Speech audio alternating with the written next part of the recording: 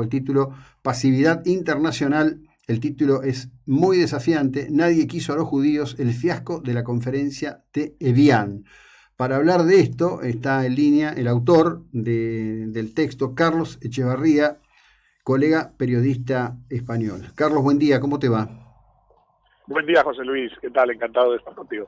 Bueno, gracias. Realmente me pareció un trabajo chapó y por otro lado de algo que me parece muy interesante traer a la conciencia presente, ¿no? En este momento donde, bueno, el mundo tiene tantas de sus propias situaciones al respecto de cómo estas cuestiones de indiferencia por la suerte del otro transitan, y viene a cuento de algo que muchas veces he citado y sobre lo cual he escrito algún pequeño texto, que es que en la cuestión que tiene que ver con la Shoah, por supuesto que la responsabilidad central es de Hitler y de los nazis, pero que hubo una gran contribución global por indiferencia, por prejuicio, por lo que fuere, del resto de los países, del resto de la humanidad, me atrevo a decir. Contanos un poquito cómo nació en vos el llevar al conocimiento actual lo que fue aquella conferencia en la localidad de Evian y el fracaso de lo que significó lo que hubiera sido la apertura de una puerta para que los millones de ciudadanos judíos alemanes salieran con vida de la Alemania nazi, ¿no? Sí, a mí me parece un tema verdaderamente apasionante, ¿no? Como uno de estos puntos en la historia donde había una gran oportunidad para evitar un gran desastre y que se desperdició completamente. Y es interesante volver la vista hacia 1938 para ver que la excusa que nos podríamos dar todos de, bueno, es que en aquel entonces no estaba tan claro, los países a lo mejor no veían la urgencia de lo que luego fue la Shoah, pero eso es completamente incierto. O sea, en 1938 a los judíos alemanes ya les habían arrebatado la ciudadanía, ya les impedían ejercer todo tipo de profesiones, ya estaban siendo absolutamente martirizados en muchos aspectos. Tal vez algunos gobiernos del mundo no se esperaban que fuera a desarrollarse un plan de exterminio, pero era evidente que esa gente, su necesidad de huir era absolutamente enorme. Y sin embargo, se fueron a este lugar, al pie de un lago, este retiro vacacional, y realmente esa intento de solución ya había fracasado antes de empezar. Ya cuando llegaron allá, el gobierno estadounidense, que es un poco el impulsor de todo aquello, ya había tranquilizado los ánimos de los países que iban a estar representados, a nadie se le iba a obligar a nada, las presiones iban a ser mínimas, iban a ser, bueno, lo que acabó siendo, ¿no? Unos días de discursos muy elevados al pie de un lago y ya está, y nada más, y no salió nada de allí. Y viendo todo lo que vino después, pues es uno de esos puntos absolutamente claves de oportunidad desperdiciada que tiene, como tú bien decías, muchísimas lecciones que extraer para nuestro día a día de hoy. Sí, además, yo siempre he sostenido que la resolución de 1947 de Naciones Unidas creando el Estado de Israel es la consecuencia directa de la mala conciencia europea y global al respecto de lo que se reveló cuando los aliados, avanzando sobre Alemania, llegaron a los campos de concentración, ¿no?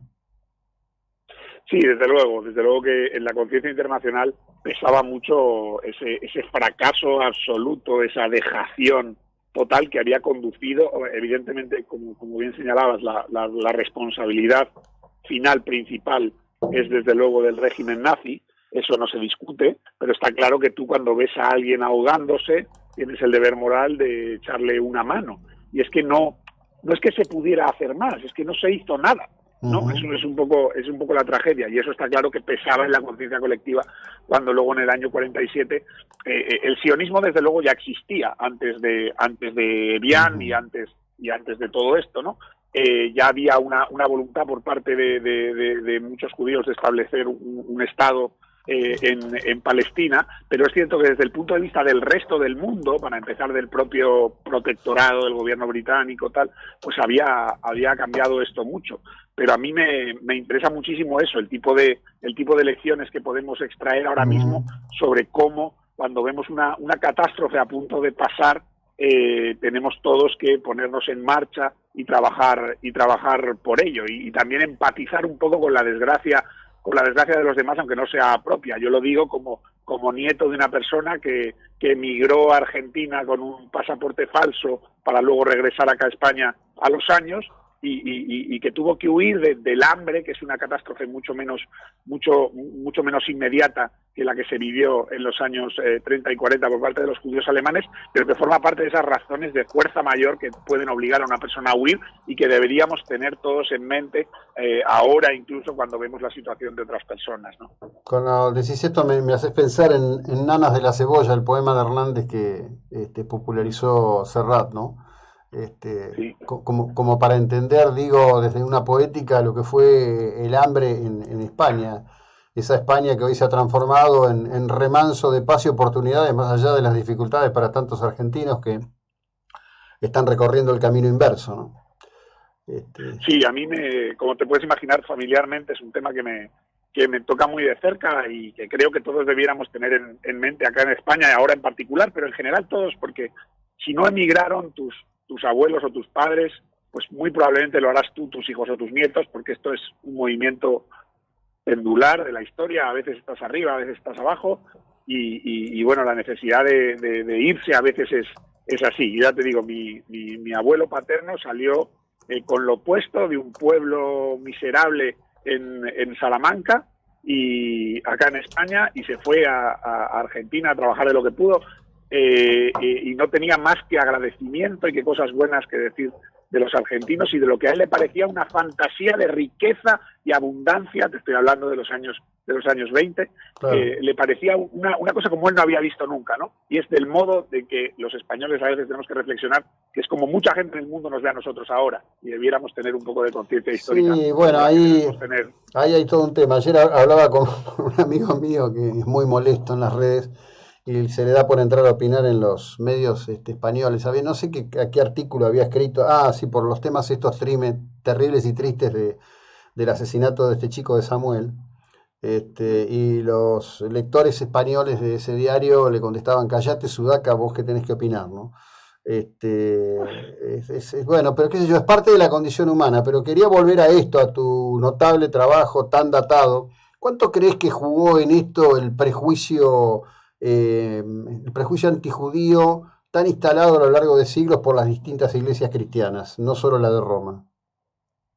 Hombre, creo que no puede ser casual el modo absolutamente despectivo en el que los líderes se refieren a la población judía, absolutamente como un problema.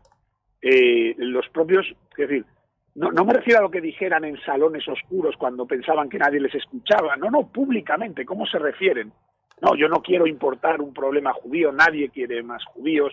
Hay gente incluso de países de aquel momento que consideraríamos tan avanzados como Canadá, el primer ministro, declarando un poco que, claro, bueno, Hitler usa métodos dictatoriales, pero es que hay que acabar con los privilegios de ciertas élites, un poco con ese discurso que se construyó durante décadas sobre los judíos como privilegiados, acumuladores de la riqueza, que eso es absolutamente fundamental para entender el fenómeno en Europa, y es absolutamente fundamental para entender el legado de siglos del que tú hablas. Uh-huh. Si tú buceas en mi propia historia como español, como de mi país, el modo en que se identificaba a los judíos sefardíes en el momento de la expulsión, hay multitud de coincidencias, multitud de no acumuladores de riqueza, personas que realmente no son fieles al país, sino que realmente tienen otros motivos oscuros. Es una constante que va en la historia de la religión, en España al menos, desde luego, desde hace muchos siglos, y que luego ves reflejada punto por punto en los otros programas y que se han dado en Europa. O sea, yo creo que todo forma parte de una narrativa que uno ve igual en la Inquisición española que en el caso Dreyfus, que en la Shoah, que bueno, una narrativa que está ahí y que ha estado siempre ahí. Bueno, hay un tema poco citado en la Argentina porque, entre otras cosas, es muy vergonzoso, pero cuando se produce el primer golpe militar, el que derroca a Irigoyen, hubo una suerte de pogromo un tanto oculto, y ahí nace esa frase de "yo argentino". Yo argentino era la respuesta de personas que eran atacadas al grito de "judío de mierda, te vamos a matar", y gritaban yo argentino, yo argentino. El yo argentino nace de ahí. Este, y me parece que es parte de un examen global, cultural, vinculado a lo religioso que debe hacerse con fervor, pero con una mente lúcida, ¿no? Por eso me encantó la ilustración que provee tu artículo y te agradezco por concedernos este tiempo y la memoria de ese abuelo que vino a la Argentina buscando salir del hambre. Te mando un abrazo a la distancia, Carlos. Buena jornada allí en España.